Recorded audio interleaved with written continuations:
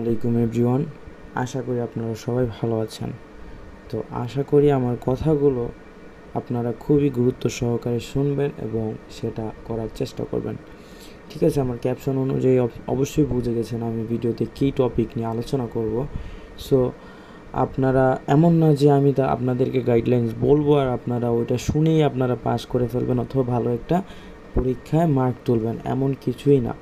আসলে আমি just 25% guideline দিতে, মানে গাইডলাইনটা ধরলাম আমি 25%, বাকি 75% আপনার নিজের করতে হবে। সো বেশি কথা না বাড়িয়ে আমরা চলেন শুরু করি।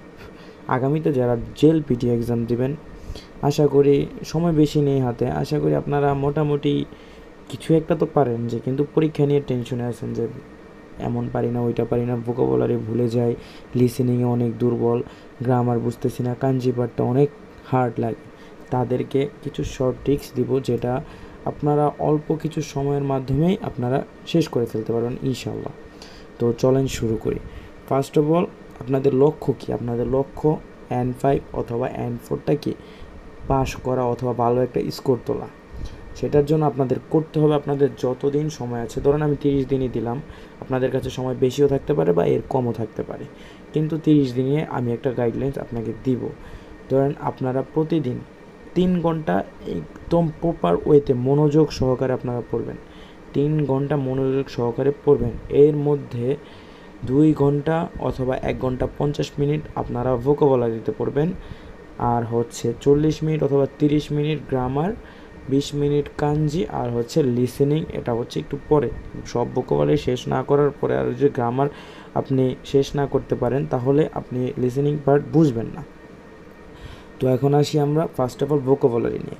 ভোকাবুলারি আপনারা প্রতিদিন চেষ্টা করবেন 1 লেসন করে শেষ করার, কিন্তু এখন এই জায়গার মধ্যে একটা কথা আছে যে আপনার মনের মধ্যে এখন কোশ্চেন জাগছে যে ভাই আমি তো প্রতিদিন ভোকাবুলারি পড়ি কিন্তু ভোকাবুলারিগুলো আমার মনে থাকে না অথবা আমি ভুলে যাই। হ্যাঁ, এটা স্বাভাবিক, আপনি ভুলে যাবেন, এটা স্বাভাবিক।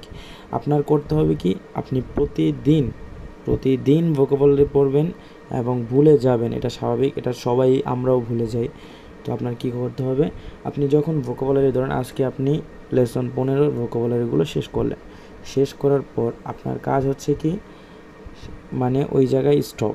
আপনি পরের দিন অথবা রাতে ঘুমানোর আগে যখন ভোকাবুলারিগুলো রিভিশন দিবেন তখন দেখবেন আপনি ওইখান থেকে 25% ভোকাবুলারি ভুলে গেছেন। এই কারণে আপনারা হতাশ হয়ে যান, এত কষ্ট করে পড়লাম আবার ভুলে গেলাম। স্বাভাবিক, এটা ভুলবেন, এটা নিয়ে কোনো বিভ্রান্তির দরকারই নেই আপনারা কী করেন, পরের দিন সকালে যখন আবার পড়তে বসবেন তখন জাস্ট রিভিশনের আগে আপনি জাস্ট ভোকাবুলারিটা চোখে নজর ঘোলাই নেবেন, তখন দেখবেন 10% অথবা 15% আপনারা ভুলে গেছেন। তো আপনারা যখন এইভাবে 1 দিন 2 দিন 3 দিন রিভিশনের মধ্যে রাখবেন জিনিসটা, তখন দেখবেন অটোমেটিক আপনার মাথায় ক্যাচ হয়ে গেছে, আপনি এটা আর কখনও ভুলবেন না। কিন্তু আপনারা যেটা করেন, আপনারা করেন যে আমি তো ভোকাবুলারি পড়ছি, তো আমি আর এখন কি করব, আমি আজকে 15 পড়ছি, কালকে 16 পড়ি, এরপর দিন 17 পড়ি, এরপর দিন 18 পড়ি।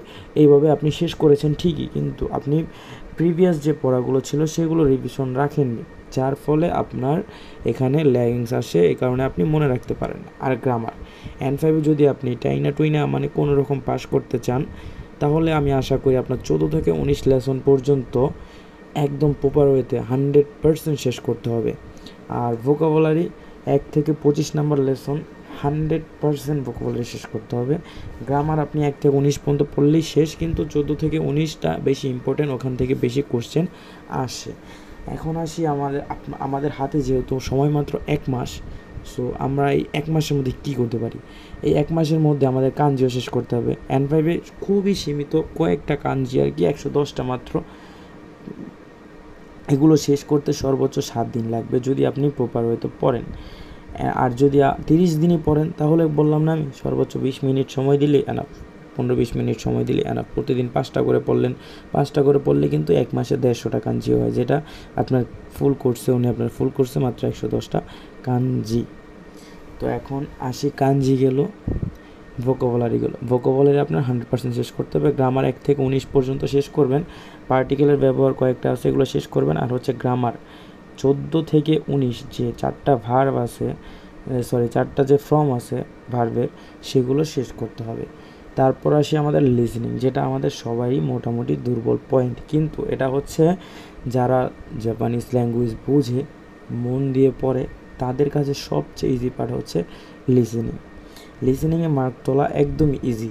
তো এটার জন্য আপনার কি করবেন, আপনি যখন 1 থেকে 25 নাম্বার লেসন প্রপার ওয়েতে শেষ করতে পারবেন, 1 থেকে 25 নাম্বার লেসন প্রপার ওয়েতে শেষ করতে পারবেন, তখন আপনি লিসেনিংটা খুবই মনোযোগ সহকারে বোঝার চেষ্টা করবেন।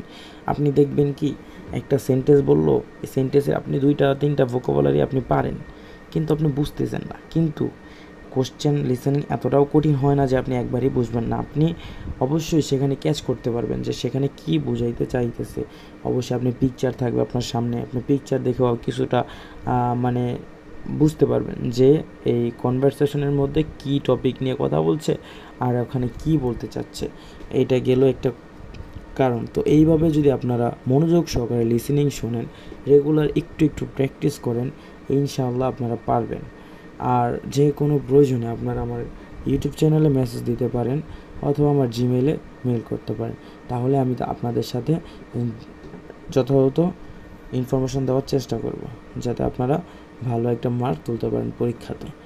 এখন আপনারা কি করবেন, আপনাদের হাতে আমাদের হাতে সময় খুবই কম, তো যার ফলে আমাদের লাস্ট 5 থেকে 7 দিন আগে আমরা 7টা মক টেস্ট দিব, যেটা হচ্ছে আপনার গুগলে কোশ্চেন পাওয়া যায় অথবা বিভিন্ন PDF আছে কোশ্চেনের, সেগুলোর মাধ্যমে পরীক্ষা দিব, অথবা কোশ্চেন বই থাকলে তো আরও ভালো। পরীক্ষা দিলাম, ফার্স্টে আমরা সহজ কোশ্চেন থেকে শুরু করব, তারপরে আস্তে আস্তে কঠিনে যাব। তো আমাদের কোশ্চেনগুলো কি হবে, যেমন আমরা কোশ্চেনগুলো যে ভুলগুলো পেয়েছি আমরা সেই ভুলগুলো আমরা কি করব, সলভ করার চেষ্টা করব নিজে, যে না পারলে অন্য কারো হেল্প নেব অথবা আমাকেও বলতে পারেন। তো লিসেনিংয়ে আরেকটা কথা, যে লিসেনিং JLPT লিসেনিং অ্যাপ বা ইউটিউব থাকে, জাপানিজ কথোপকথন শোনা যায়, সেখানে আপনি চাইলে সেইগুলো করতে পারেন। বিভিন্ন অ্যাপ বা হচ্ছে ইউটিউব থেকে শুনতে পারবেন, একই অডিও 2-3 বার করে শুনবেন, তাহলে আরও ইজি হবে আপনার জিনিসটা। কারণ কিছু কিছু ভোকাবুলারি আছে যেগুলো N4 থেকে আসে, যার জন্য আপনি একটু ঘাবড়াই যান যে হ্যাঁ এই ভোকাবুলারি তো আমি পারি না, তেন কত কিছু, আপনি পুরো সেন্টেন্সটাই গোলাই ফেলবেন। এমন কিছুই করবেন না, আপনারা জাস্ট চেষ্টা করবেন, যেটা পারেন না সেটা স্কিপ করবেন, কিন্তু পুরাটা বোঝার চেষ্টা করবেন, নিজের চেষ্টায় বোঝার চেষ্টা করবেন, দেখবেন অবশ্যই ভালো কিছু হবে। তো আশা করি আমার কথাগুলো আপনাদের ভালো লেগেছে, আপনারা যদি কিছুটা উপকৃত হন আমারও ভালো লাগবে। তো সবাই এইটুকুই দোয়া করবেন আমার জন্য। আল্লাহ হাফেজ, সায়োনারা।